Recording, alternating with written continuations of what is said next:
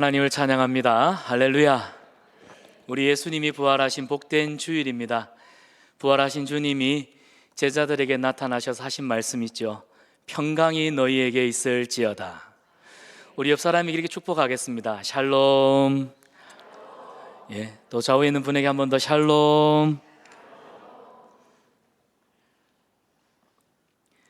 주님의 평강이 여러분 가운데 넘치기를 축복합니다.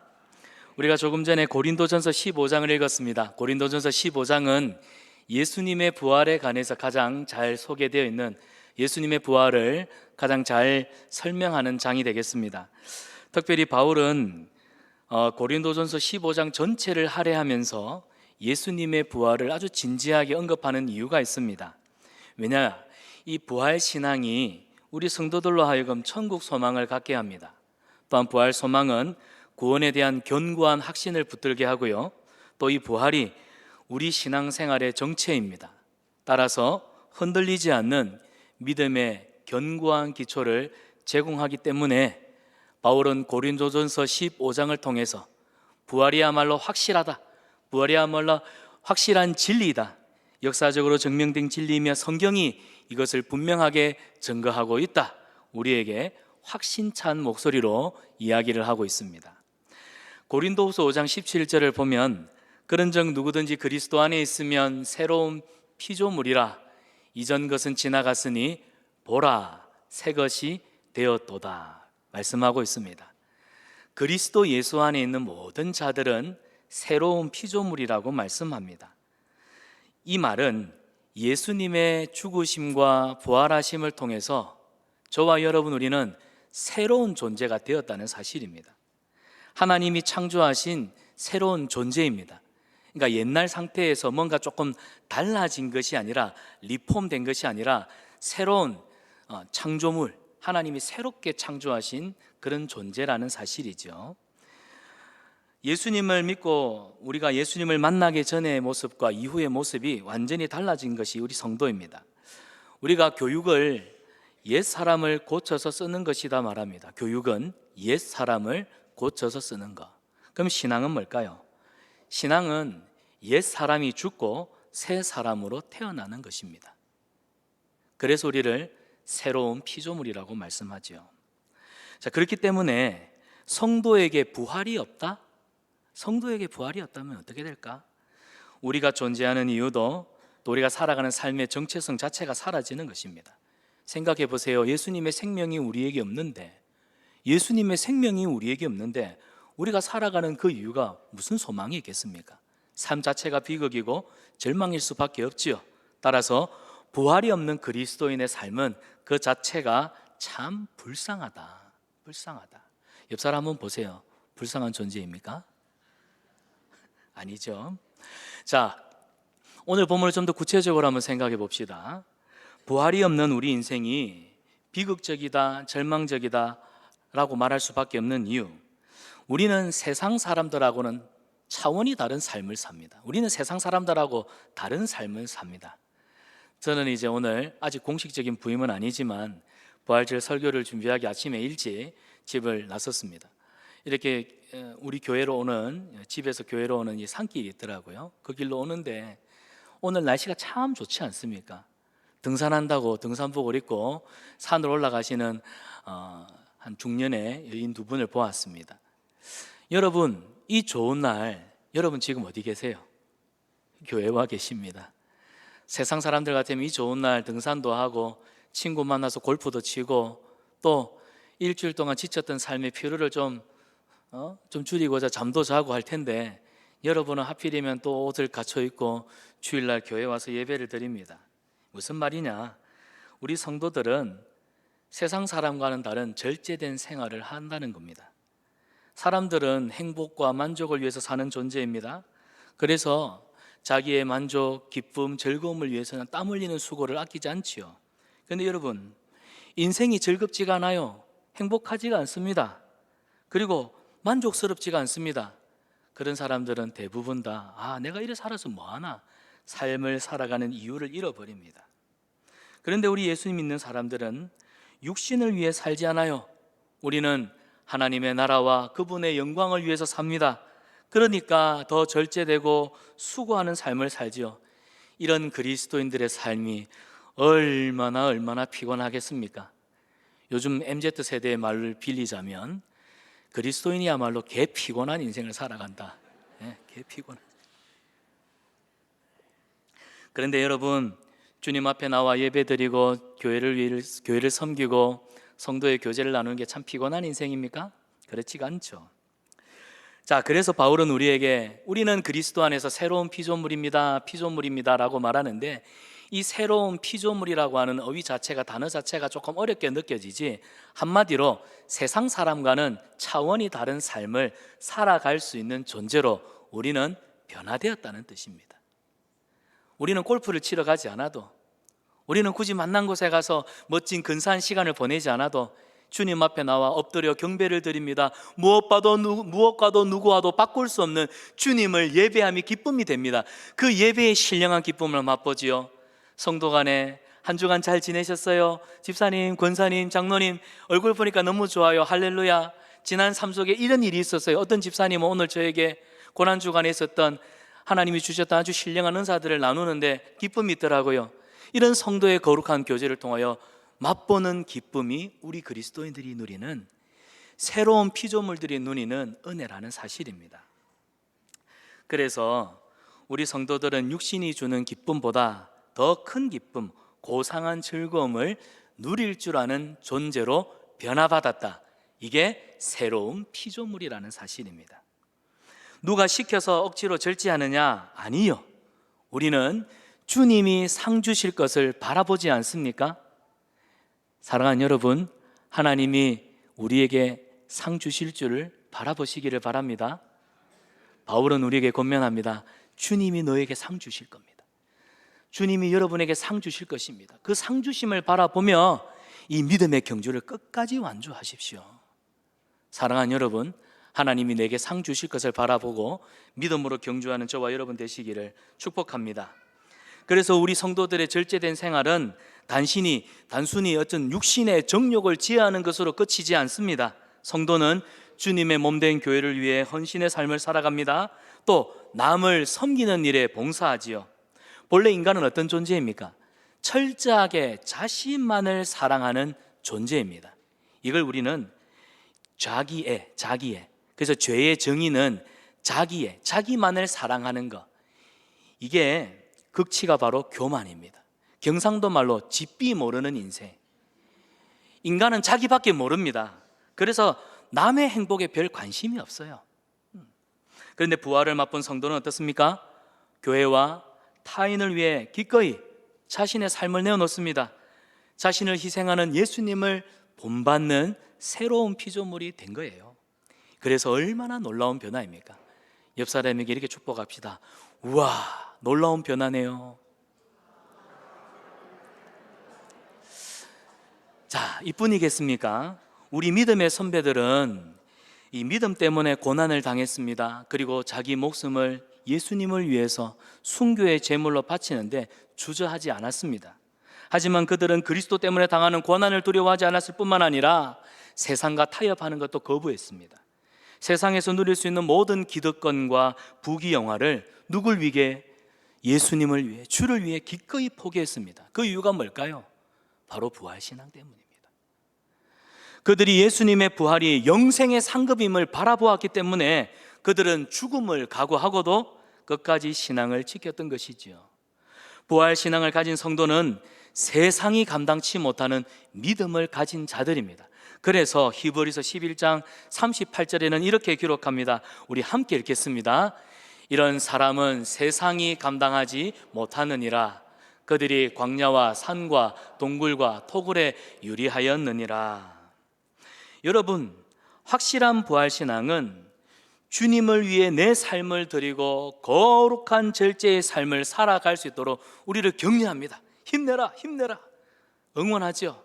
그래서 우리가 부활신앙을 견고히 붙들어야 되는 이유가 여기 있습니다. 자, 오늘 본문 12절을 보면 그리스도께서 죽은 자 가운데서 다시 살아나셨다 전파되었거늘. 그리고 13절과 14절입니다. 만일 죽은 자의 부활이 없으면 그리스도도 다시 살아나지 못하셨으리라. 만일 다시 살아나지 못하셨으면 우리가 전파하는 것도 헛것이요, 만일 죽은 자의 부활이 없으면 그리스도도 다시 살아나지 못하셨으리라. 그리스도께서 만일 다시 살아나지 못하셨으면 우리가 전파하는 것도 헛것이요, 또 너희 믿음도 헛것이며 라고 말씀하고 있습니다. 자, 이게 무엇을 뜻할까요? 지금 바울이 하고 있는 이 말의 무슨 뜻일까요? 쉽게 말하면 예수님의 부활을 성경이 보증하고 있다, 성경이 확실하게 증거한다, 그런 뜻입니다. 예수님의 부활이야말로 역사적인 사건일 뿐만 아니라 가장 확실한 진리다, 이걸 바울이 우리에게 강조하고 있습니다. 자, 그렇지 않고서는 여러분, 우리가 복음을 전하는 것도 믿음을 위해 절제하는 생활도 결국 헛되고 헛된 일일 수밖에 없지요. 또 부활이 확실하지 않다면 하나님은 거짓말하는 분이 되십니다. 심지어 예수님은 역사상 가장 위대한 사기꾼이 되고 말 것입니다.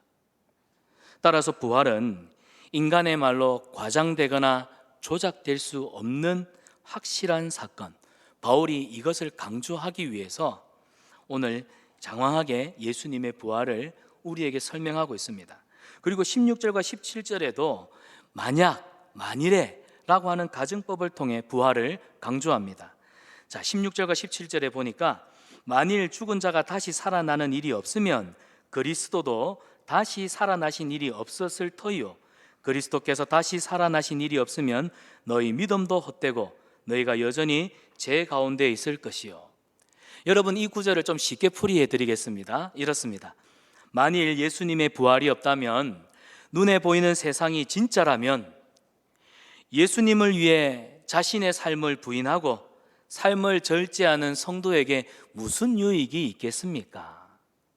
결국 부활이 없다는 말은 성도의 믿음도 헛되다는 말이요, 이 세상에 여러분은 실패한 사람이라는 증거이며, 한마디로 부활이 없는 성도는 세상에서 가장 불쌍하고 초라한 존재들입니다. 이렇게 쉽게 풀이해 볼 수 있습니다. 여러분, 과연 그렇습니까? 우리 믿는 사람들이 세상에서 가장 볼품없고 초라하고 그런 불쌍한 사람들입니까? 아니거든요. 결코 그럴 수 없습니다. 왜요? 예수님의 부활은 사실이거든요. 예수님의 부활은 사실입니다. 18절에는 죽은 자의 부활에 대해서 이야기합니다. 또한 그리스도 안에서 잠자는 자도 망하였으리라. 자, 여기서 잠자는 자는 우리보다 앞서 이 땅을 떠나간 육신의 죽음을 맞이한 우리 성도들을 가리킵니다. 만약 부활이 없다고 생각해 보세요. 천국을 소망하다가 먼저 간 우리 성도들의 죽음이 얼마나 허망하고 참 그 사람들의 생애가 불쌍하겠습니까? 하지만 그들은 허망하고 불쌍한 존재가 아닙니다. 속았습니까? 아니요, 결코 그렇지가 않지요. 왜요? 예수님의 영원한 부활로 살아날 것을 우리는 믿기 때문입니다. 예수님의 부활에 생명이 있기 때문에, 그래서 그리스도 안에 죽는 성도가 복이 있다, 우리는 말할 수 있습니다. 시편 116편 15절을 보면 그의 경건한 자들의 죽음은 여호와께서 보시기에 귀중한 것이로다. 할렐루야. 그의 경건한 자들의 죽음은 하나님이 보시기에 귀중한 것일 수밖에 없습니다. 왜요? 우리는 예수님의 부활로 인해서 죄에 대해서는 죽지만 하나님의 아들 예수님의 보증되심으로 인해 우리는 영원한 생명으로 다시 살아나기 때문입니다. 그 은혜가 우리 가운데 있기 때문에 성도의 죽음은 하나님이 보시기에 가장 존귀한 순간입니다. 영원한 생명으로 거듭나는 영광스러운 찬란한 순간이기 때문에 성도의 죽음을 하나님이 귀중히 보시는 거예요. 그래서 우리는 사랑하는 가족과 우리 성도들의 죽음 앞에서도 박수를 치며 찬송할 수 있는 이유가 바로 여기에 있는 것입니다. 19절에도요, 만일 그리스도 안에서 우리가 바라는 것이 다만 이 세상의 삶뿐이라면 모든 사람 가운데 우리가 더욱 불쌍한 자이리라. 바울이 그러잖아요. 사랑하는 여러분, 우리가 만약 이 세상 지금 한 번밖에 없는 이 땅에서 육신을 가지고 사는 삶이 전부라고 한다면 주일날 교회 와서 예배드리고 성도 간에 교제하고 아무 의미 없는 여러분의 떡을 정말 예수 안 믿는 사람들한테 구제로 헌신이라는 이름으로 막 나누는 거, 그런 삶 자체가 의미 없고 불쌍하고 바보 같은 인생입니다. 그런데 그렇지 않다라는 겁니다. 반어적인 표현이, 우리가 하는 이 일이 하나님 보시기에 정말로 아름답고 존귀한 일일 수밖에 없는 건 예수님의 부활 때문에, 예수님의 부활이 너무나 확실하기 때문에, 그래서 저와 여러분, 우리 성도들의 믿음이 헛되지 아니하고 여러분의 땀을 흘리는 수고가 무익하지 않으며 부활을 소망하며 믿음으로 경주하는 여러분의 삶이 하나님께서 박수를 치시며 힘을 내라 힘을 내라 격려하시며 영원한 상급을 주시는, 우리가 면류관을 받았을 일이 분명하기 때문에 우리는 이 부활의 주일날 그 부활의 감격을 기뻐하며 다시 한 번 더 우리의 부활의 산 소망을 주님 내게 주시옵소서, 우리가 주님 앞에 바라고 기도할 수 있는 것입니다. 사랑하는 여러분, 이처럼 우리의 부활 신앙은 확실합니다. 이 부활 신앙이 우리에게 어떤 능력을 줄까요?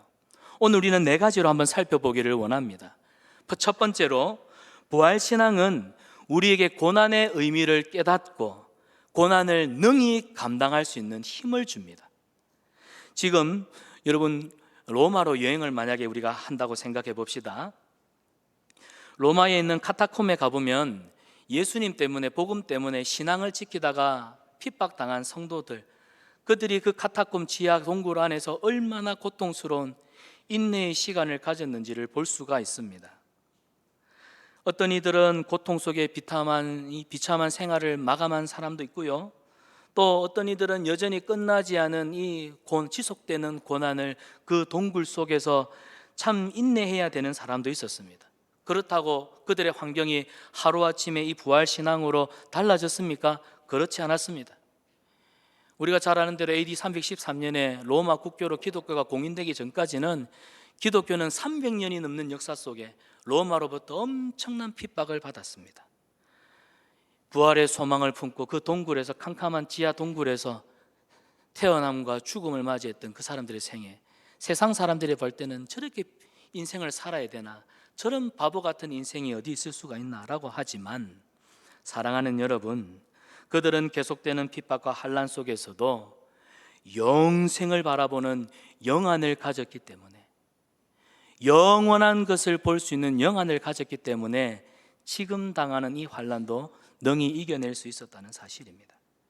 여러분, 우리말에 이런 말이 있죠. 인생은 해석이다. 인생은 해석이다.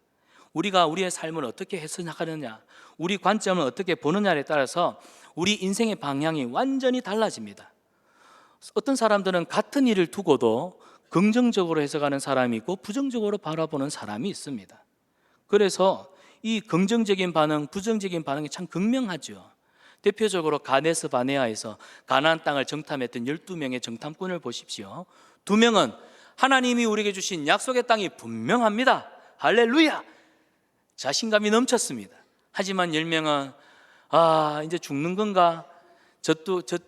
거인 같은 사람, 우리는 죽는다. 우리는 저들의 쪽수에 비하면 아무것도 아니다. 끝났다. 여러분, 되게 부정적으로 반응하는 사람들은 멀리 볼 줄 모릅니다. 그래서 가까이만 볼 수 있는 근시안을 가진 사람들입니다. 하지만 부활신앙은요, 우리가 지금 고난을 당하고 있지만 하나님의 뜻과 섭리를 헤아릴 줄 아는 영안이 열리는 눈. 그래서 마지막 종착 지점을 바라보는 성도는 지금 내가 당하는 현재의 고난 때문에 믿음을 포기하지 않습니다. 고난 뒤에 주실 하나님의 영원한 상급을 바라보기 때문에 잠깐 지나는 어둠의 터널을, 우리가 지금 이 고난이라고 하는 어둠의 터널을 지나가고 있구나, 하지만 감사하면서 인내할 수 있는 것이죠. 그래서 부활의 소망은 성도로 하여금 예수 그리스도와 함께 영원히 살 종착지로 우리를 안내할 것입니다. 그래서 믿음의 선배들은 현재라고 하는 이 고난의 정거장에 그들은 매이지 않았어요. 그들은 붙들려 있지 않았어요. 사랑하는 여러분, 부활의 신앙은 우리의 영안을 열어 주님의 뜻을 보게 하는 줄 믿습니다. 이 부활 신앙을 무장하면 우리는 그 어떤 고난도 능히 이겨낼 수 있고 인내할 수 있습니다. 부활 신앙으로 무장하는 저와 여러분 되시기를 축복합니다. 2번째로, 부활 신앙은 우리로 하여금 절망을 이겨내도록 돕습니다. 인생을 살면서 절망을 경험하지 않은 사람 아무도 없지요. 우리는 육신을 가졌기 때문에, 우리는 인생이기 때문에 크고 작은 시련 앞에서 절망합니다. 하지만 절망의 포로가 되지 마십시오. 이제 은퇴를 앞둔 사탄이 있었습니다. 마귀가 은퇴를 앞두고 자기 후배 마귀들을 불러 모읍니다. 얘들아, 내가 그동안 마귀 짓을 하면서 많은 사람들을 미혹하고 유혹할 때 사용했던 도구들이다. 이제 내가 은퇴가 가까웠으니까 내가 애장하던 이 것들을 내 너희들한테 싸게 좀 팔련다. 그래 보니까 진열장에는요, 걱정이라고 하는 것도 있고 두려움, 욕망, 슬픔, 교만, 자만심, 이기심, 여러 마귀가 사람을 미혹하고 넘어뜨릴 때 사용했던 무기들이 막 있어요. 그런데 이 진열장 한쪽을 가만히 보니까 어떤 물건 하나는 세일을 하지 않아요. 세일하지 않습니다. 다른 것들은 10%, 50% 세일을 하는데, 그래서 호기심 많은 마귀가, 후배 한 마귀가 묻습니다.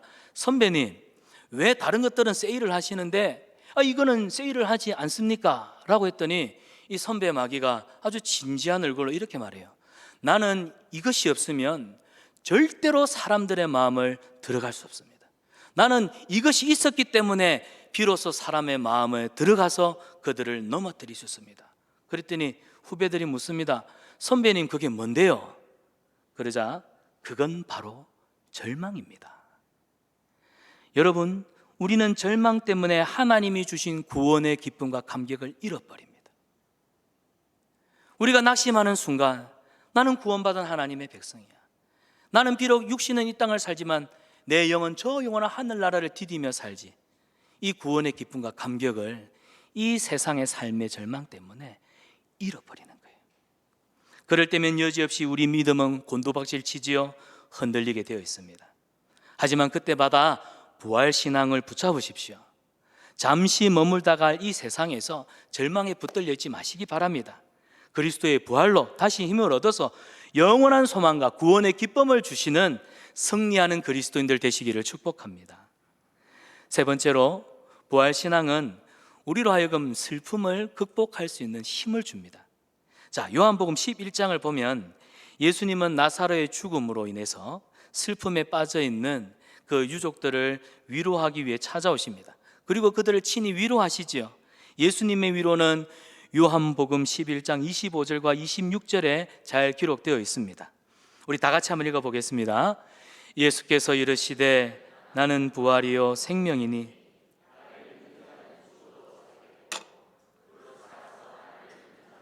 영원히 죽지 아니하리니 이것을 내가 믿느냐. 여러분, 사랑하는 가족이 죽었습니다. 이 유족들에게 가장 큰 위로는 무엇일까요? 무엇이 사랑하는 가족을 잃은 유족들에게 위로가 될까요? 죽은 사람이 다시 살아나는 것 아니겠습니까? 에? 사랑하는 아내가 다시 살아나고, 남편이 살아나고, 자식이 살아나고, 부모님이 다시 살아나서 내가 한 번만 더 하지 못했던 내 사랑을, 내 헌신을 쏟을 수만 있다면, 그런데 그 기회가 두 번 다시는 주어지지 않기 때문에 죽음은 사람으로 하여금 극단적인 슬픔과 절망케 합니다. 그런데 지금 예수님이 제자들의 유족들에게 하셔서 하시는 위로가 뭐예요? 나는 부활이요 생명이란다.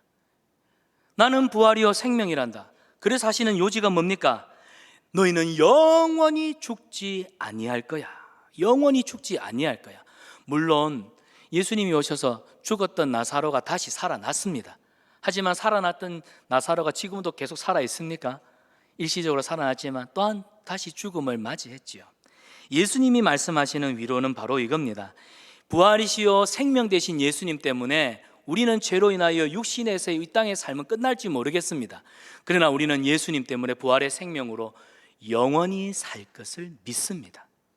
그래서 우리는 장례식 날이 이별과 슬픔으로 겹쳐지는 고통의 시간이 아니라 다시 만날 것을, 영원한 생명으로 다시 만날 것을 고대하는 환희의 순간인 거예요.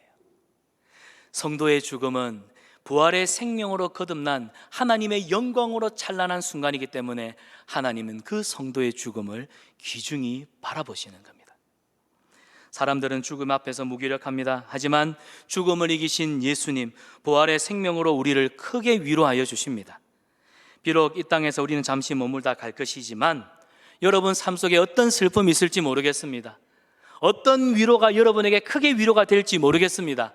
그러나 나는 부활이요 나는 생명이란다. 너희는 영원히 죽지 아니할 거야. 우리가 그 주님의 나라에서 거하게 될 하늘의 신령한 복을 누리며 그 천국에서 누릴 그 기쁨의 날, 영생의 날들을 소망하면서 이 땅에 잠깐 주어지는 어려움과 시련과 아픔과 눈물 이겨내실 수 있는 저와 여러분 되시기를 축복합니다. 하루는 분식집에 김밥이 뭐가 그리 기분이 좋은지 룰루랄라 노래를 부르고 있어요. 그래서 주인이 하도 웃겨서 야 김밥 너 뭐가 기분이 좋아서 그래 노래를 부르냐 했더니 김밥이 그럽니다. 주인님 저는 죽으면 갈 곳이 있어서 그래요. 그러니까 주인이 어이가 없어서 야 김밥이 죽으면 어디 가는데? 그랬더니 김밥이 이렇게 대답합니다. 김밥 천국. 사랑하는 여러분, 이 부활신앙이 우리 인생을 살아가면서 당하는 극심한 슬픔, 이 극심한 슬픔 중에도 큰 위로와 용기가 되시기를 축복합니다. 마지막으로 용서의 삶을 통해 우리는 부활신앙의 열매를 맺어갑니다. 부활신앙의 열매를 맺어갑니다. 베드로가 예수님께 나와 묻죠. 예수님, 내게 잘못한 형제가 하나 있습니다. 어떻게 용서해야 됩니까? 7번 하면 되겠습니까? 베드로가 자신만만하게 예수님 7번이면 되겠습니까? 이 7번도 대단한 겁니다. 유대인들에게 7은 완전한 숫자 아닙니까? 우리 동양 정서를 가지고 있는 사람들에게는 3, 세판 3번이면 충분합니까? 입니다. 그래서 예수님 제가 7번 정도 용서하면 되겠지요? 예수님이 뭐라고 대답해 주셔야 돼요? 베드로야 7번이면 잘한 거다, 훌륭하다 이래 해 주셔야 되는데 베드로야 7번이 웬 말이냐? 70번씩 7번을 해라. 한마디로 끝없이 용서를 베풀어란 말입니다. 이 한 평도 안 되는 우리의 이 작은 가슴, 내 남편, 내 아내, 내 자녀도 제대로 품지 못하는 이 소갈딱지만한 이 가슴, 우리는 남을 용서하기에는 너무나 많은 한계를 보죠. 저마다 자기에게 상처를 주고 피해를 입힌 사람 용서하지 못합니다. 원한을 가지고 응어리를 가지고 어떻게 하면 원수를 갚을까? 오죽하면 소설이나 영화 제목에도 복수는 나의 것, 복수혈전. 복수는 이 인간의 숙명과도 같은, 내 반드시 원수는 갚고 죽겠다.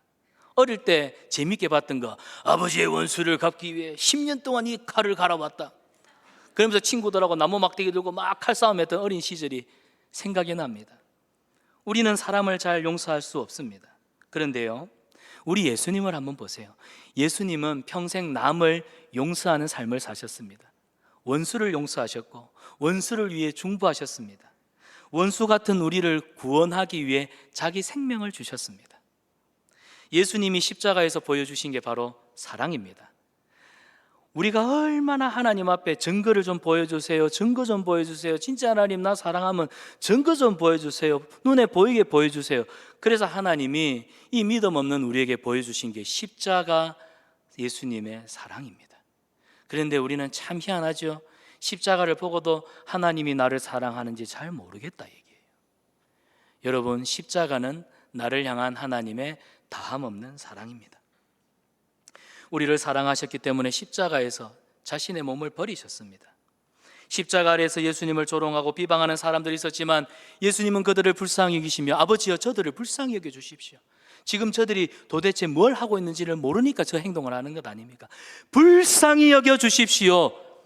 이 긍휼의 마음이 예수님의 마음, 남을 불쌍히 여길 줄 아는 긍휼의 마음이 하나님의 마음, 이 긍휼히 여길 줄 아는 마음을 가진 자가 부활의 소망을 품고 살아가는 우리 성산한빛교회 성도들의 마음이라는 사실을 기억하십시오. 여러분, 남편 보면 어찌 그리 부족해 보입니까? 저도 아내 앞에서는 지극히 작은 아이일 뿐입니다. 아내의 잔소리는 어째 그리 맞습니까? 하나하나가 말로는 못 이기겠어요. 분명히 아내가 잘못해서 어떨 때는 싸움을 제가 먼저 걸어요. 그런데 싸움의 결말은 죄송합니다. 여러분, 우리 서로에게 좀 긍휼의 마음을 품고 살아갑시다. 우리 남편 참 불쌍하다, 우리 아내 참 불쌍하다. 그래서 우리 옆 사람 보면서 이런 마음을 이렇게 한번 축복합시다. 그럴 수도 있지요, 그럴 수도 있지요. 잘 압니다. 우리 연약하고 실수 많은 거 잘 압니다. 그럴 수도 있지요. 여러분, 그런 너그러운 마음을 가지십시오. 이게 바로 예수님의 마음입니다. 미국 대통령을 지낸 부시가 부통령 시절에 소련의 브레즈네프 수상의 장례식을 참석한 적이 있습니다. 장례식은 공산당의 관례대로 진행이 되었죠. 모든 것은 이 죽음을 상징하는 검은색과 빨간색으로 덮여 있었습니다.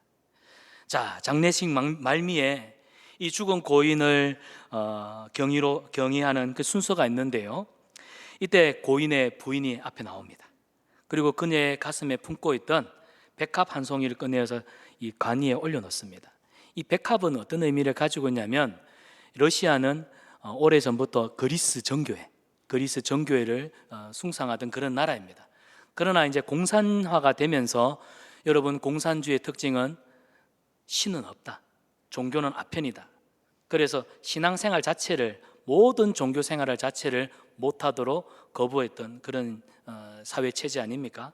근데 이 부인이 나와서 백합 한 송이를 딱 내놓습니다. 이 백합은 예수님의 부활을 상징하는, 그리스 정교회에서는 이 백합은 예수님의 부활을 상징하는 그런 꽃입니다. 그리고 미망인이 남편의 시신 앞에서 무릎을 꿇고, 그리고는 우리 가톨릭 신자들이 하는 성호를, 이 십자가를 걷습니다. 그랬더니 잠시 후에 이 장례식에 왔던 많은 사람들이 같이 이 성호를 걷는 거예요. 근데 기독교 국가에서 온 조지 부시 대통령이 이 광경을 보고 경악을 했습니다. 그리고 이렇게 말합니다. 나는 이 얼어붙은 소련 땅에 기독교 신앙은 완전히 죽어버렸는 줄 알았는데, 그런데 이 순간 부활 신앙이 부활하고 있다는 것을 나는 목격했다. 세상이 아무리 예수님의 부활을 거부하고 역사 속에서 예수님의 부활을 치우려고 해도 예수님이 부활하신 사실과 그것을 믿는 것은 결코 막을 수가 없습니다. 왜 그럴까요? 이 일은 하나님이 하시는 일입니다. 하나님이 말씀을 통해 믿음의 성도들과 함께 이 일을 행하시기 때문입니다. 오늘 바울은 이 분명한 예수님의 부활을 우리에게 증거하고 있습니다. 사랑하는 우리 성산한빛교회 성도 여러분, 부활의 첫 열매가 되시는 우리 예수님, 부활주일을 맞이하여서 우리는 이 부활신앙을 다시 우리 내면에서부터 견고하게 붙잡을 수 있기를 축복합니다.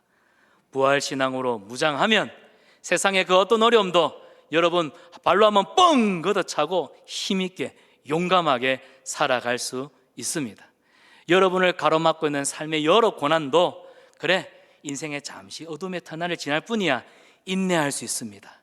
이 인내를 통하여 하나님의 영광의 도구로 우리는 쓰임받게 되고 드러날 줄 믿습니다. 이 부활의 산 소망을 품고 세상 가운데서 부활이요 생명 되시는, 우리를 사랑하시는 우리 주 예수 그리스도의 복된 소식, 이 복음을 능력 있게 전하는 복음의 증인들 되시기를 주님의 이름으로 축원합니다. 아멘. 우리 함께 기도하겠습니다.